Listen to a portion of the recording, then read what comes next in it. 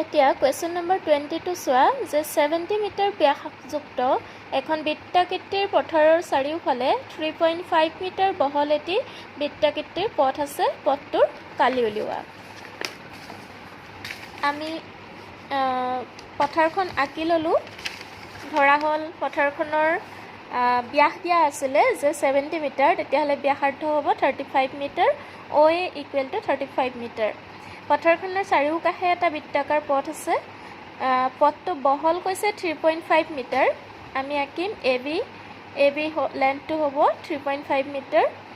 তে বৃত্তাকাৰ পথাৰখনৰ ব্যাস যদি 70 হয় R হ'ল 35 মানে OA ইকুৱেল টু 35 মিটাৰ পথাৰখনৰ কালি হ'ব পাই R square equal to pi 35 metre 35 square metre square OB ব্যাসাৰ্ধৰে বৃত্তটোৰ কালি হ'ব মানে আমি OB যদি ব্যাসাৰ্ধ বুলি লওঁ তেতিয়াহ'লে এই গোটেই ডাঙৰ বৃত্তটোৰ কালি হ'ব পাই OB square equal to pi 35 plus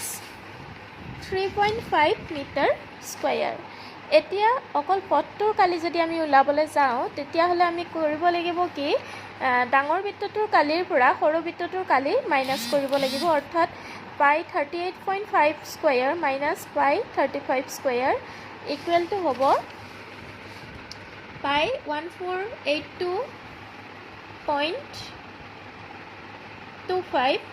minus 1225 metre square equal to হ'ব পাই 257.25 মানে 22/7 আছে পাইৰ ভেলু এইটো আমি ক্যালকুলেট কৰি পেলাই পালোঁ যে 808.50 মিটাৰ স্কয়াৰ